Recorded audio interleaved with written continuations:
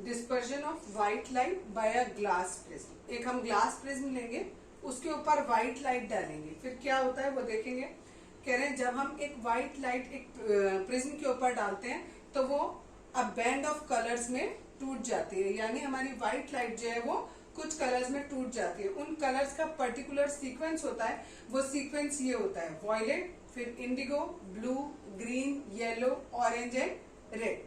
ठीक है, इस बैंड को हम स्पेक्ट्रम के नाम से भी जानते हैं, या आप लोग कहते हो रेनबो।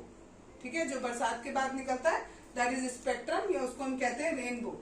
इस तरीके से जब व्हाइट लाइट अपने कंपोनेंट्स में, अगर कोई एक लाइट 7 कलर में टूट रही है, इसका मतलब क्या हुआ कि उस व्हाइट लाइट के अंदर वो सारे के सारे कलर मौजूद हैं। ठीक है, तो वो उसके कंपोनेंट कहलाएंगे। तो जब एक व्हाइट लाइट प्रिज्म के द्वारा पास होने पर अपने कंपोनेंट्स में टूट जाती है तो इस प्रोसेस को हम डिस्पर्जन कहते हैं। यहाँ पर दिखाया है फिगर, ये व्हाइट लाइट आई, ठीक है, और ये प्रिज्म में से जाएगी, जाना था इसको बिल्कुल सीधे, लेकिन क्या होगा, क्योंकि यहाँ पर एयर है और यहाँ पर हमारा ग्लास है तो ये थोड़े से बेंड हो जाएंगे। अब ये कलर्स जो हैं वो अलग अलग एंगल पर बेंड होंगे। क्यों? क्योंकि प्रिज्म में हर कलर की एक अलग स्पीड होती है। यहाँ पर लिखा है different colour of light bend different angles with respect to incident angle as they pass through a prism. जब ये प्रिज्म में से पास होंगे तो ये सारे कलर अलग अलग हो जाएंगे। जो रेड कलर है वो लीस्ट बेंड होगा, देखो रेड बिल्कुल इसके पास में, तो लेस सबसे, वो रेड वाला जो है वो सबसे कम डिस्पर्ज हुआ, और जबकि जो वॉयलेट वाला है वो सबसे ज्यादा डिस्पर्ज होगा। ठीक है, ये बात कि सनलाइट से स्पेक्ट्रम को बनाना, ये सबसे पहले वो थे साइंटिस्ट थे इसाक न्यूटन, उन्होंने ये किया था। जब इसाक न्यूटन ने सनलाइट से स्पेक्ट्रम पा लिया तो उसने ये सोचा कि अगर मैं इस जो भी इसमें से एक प्रिज्म में से जितनी भी कलर्स की लाइट निकल रही है, अगर उसके आगे एक और प्रिज्म रख दूं तो हो सकता है कि उसमें से और कोई फर्दर कलर्स मिले।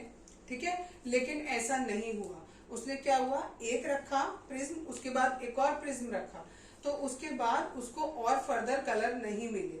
फिर उसने क्या किया, जो सेकंड वाला प्रिज्म था उसको इन्वर्टेड करके रख दिया।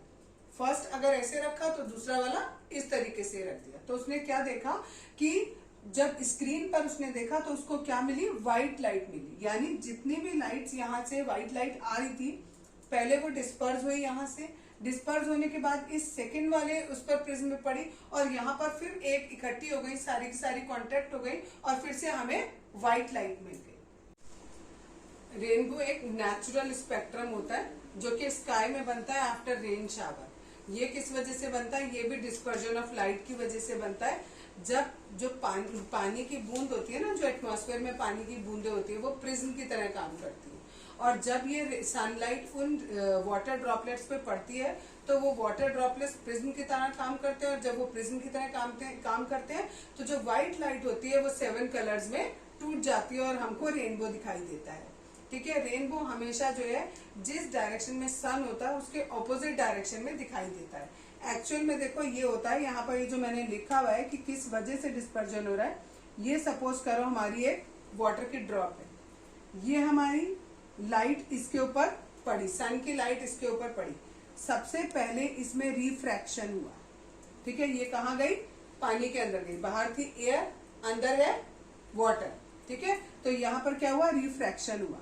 यहाँ पर आएगी, इसका जो एंगल होता है वो इस तरीके का एंगल होता है जिसे हम क्रिटिकल एंगल कहते हैं, उससे कम होती है इसकी वैल्यू, इसलिए इसका इंटरनल रिफ्लेक्शन हो गया। अब देखो ये यहाँ टकराई, बाहर जाने की बजाय ये वापस इसी मीडियम में आ गई।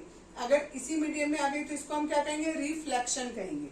पहले हुआ हमारा रिफ्रैक्शन, अब यहाँ क्या हो रहा है, सेकंड केस में हुआ रिफ्लेक्शन, और यहां पर आने के बाद ये क्या होगा, बाहर निकल जाएगी।